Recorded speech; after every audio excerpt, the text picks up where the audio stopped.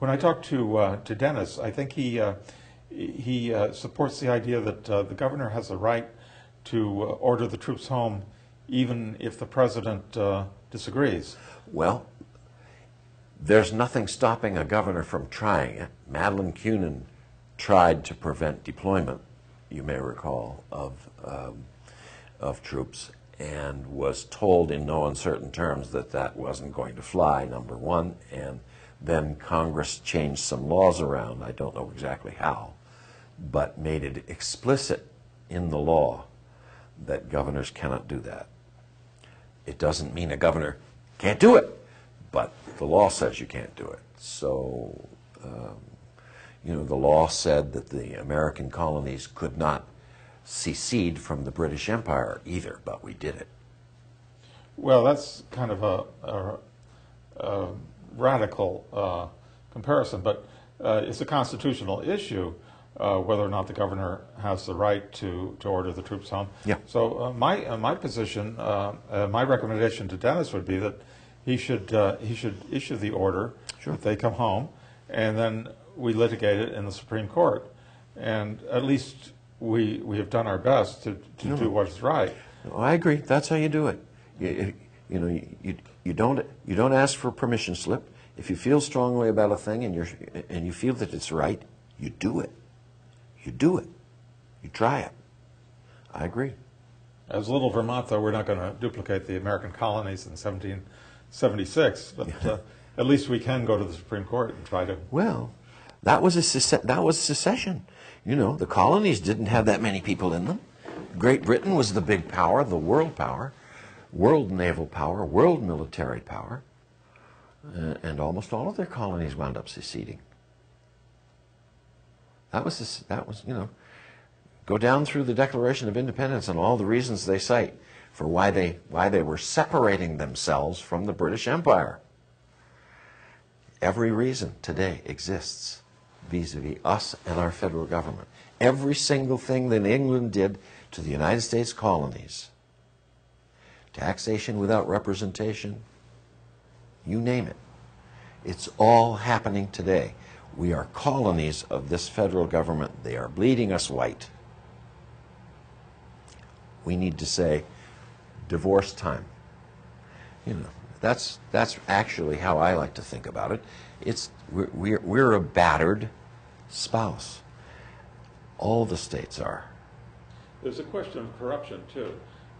All of the wars that we are now in, Iraq, Afghanistan, sort of stem from the 9/11 so-called terrorist attack in 2000. Well, they stem from resource need. They're resource wars. We want the oil, and the only way to get the oil and other resources such as water and pipeline routes, the only way to get it is to smash those countries. 9/11 gave us a reason, an excuse, so we could pretend that the empire could pretend that it was defending itself. It was very convenient to have that excuse right after George Bush was elected president. Yes. In fact, before he was elected president, the neoconservatives had written a document for the new American century in which they said that we needed a new Pearl Harbor. Yes. And then their man gets elected president, and all of a sudden, gee. Bingo, we get one. We get it. Yeah, we get one. That was very convenient, wasn't it? Yes, it was more than convenient. It was a damn lie. Do you think Al-Qaeda or bin Laden did it? Bin Laden. People in a cave in Afghanistan arranged for the United States Air Force to stand down for 2.5 hours while supposedly hijacked planes are flown into buildings? Excuse me? How did they manage to do that? How did those buildings come down? Towers, the 2 towers and Building 7, later in the afternoon, the 2 towers got hit by airplanes. Building 7 didn't. All come down, free fall speed, 8 seconds, 10 seconds. 114 stories in the towers, almost 50 in Building 7. Those were, I'm sorry, controlled demolitions. Rogue elements of the United States government did that. I don't want anybody to doubt my position on that. That's my position. I have studied it for thousands of hours and since the event itself, and I am utterly convinced that the common, everyday, ordinary media story about what happened on 9/11 is a goddamn lie. It is a total lie. The only way to get buildings to come down like that is to plant explosives in all through the building. That's correct. On the floors. You serially blow them out, or in the case of 7, you take the center columns out and everything goes in that way. But the Arabs and Al Qaeda never could have gotten into the building. No, they couldn't get in. Number one, but a lot of technicians from a lot of outfits did get in, and that's clear in the record. It's it's too long a story for us to deal with it today. But I don't want anybody who's looking at this program or thinking about even in Rutland County or anywhere thinking about voting for me, which won't be too many people, but I have hopes. I don't want anybody to misunderstand what I believe happened on that day, because I'm not into telling lies. What happened on that day was engineered by elements of the military-industrial complex so that we would have an excuse to go to war and steal that oil. That's what happened, folks, period. That's what I think happened, too. But all I'm asking for in my campaign is that we have a new investigation. I think we should ask an international organization like the Court of The Hague or the United Nations to investigate and submit a report, and whatever they decided happened, I would accept. But the investigation that the Bush administration ran was very one-sided, and I think it's just a whitewash. Well, Dr. David Ray Griffin, in I think now 6 books, has completely demolished the entire investigation. Point by point, line by line, event by event. He has completely dismembered it.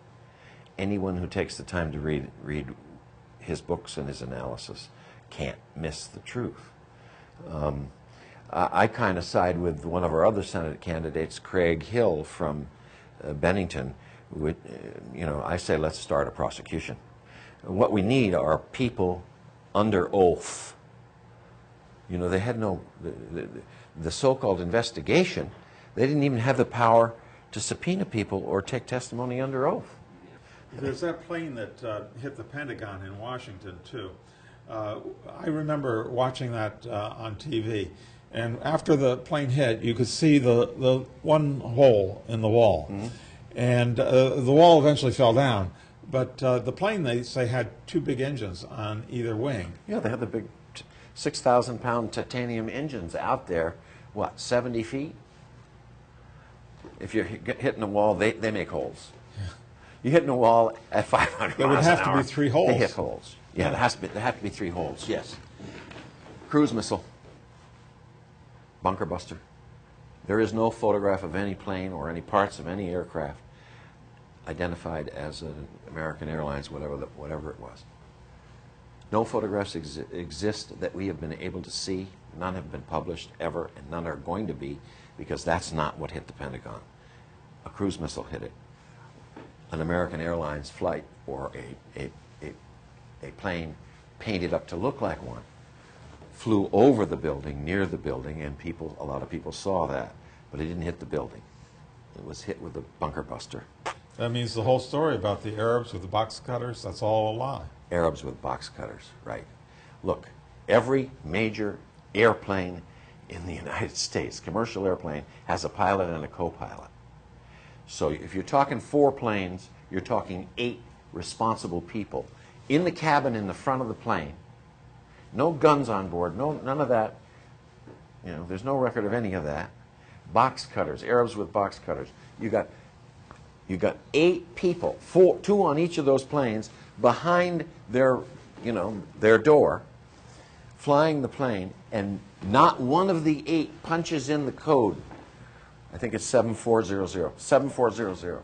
Punch the code. 7400. That says hijack. Not one of them did that. Why not? Why not? And with your military background, you know that those pilots on all of the commercial airlines, they're all former military pilots. That's how they get their training Most are. as pilots. Almost all are. So Yeah. these are eight men who have military experience. Yep. And they're taken over with box cutters. Yeah. No. The story is transparent nonsense. It's a Santa Claus fantasy. No adult should do anything but laugh at the story, which passes for truth for about half the American population. Believe it or not, half the American population agrees with us. It seems like that old story about the emperor with no clothes. Yeah. No, it's, I mean, we could go on about it forever and probably shouldn't.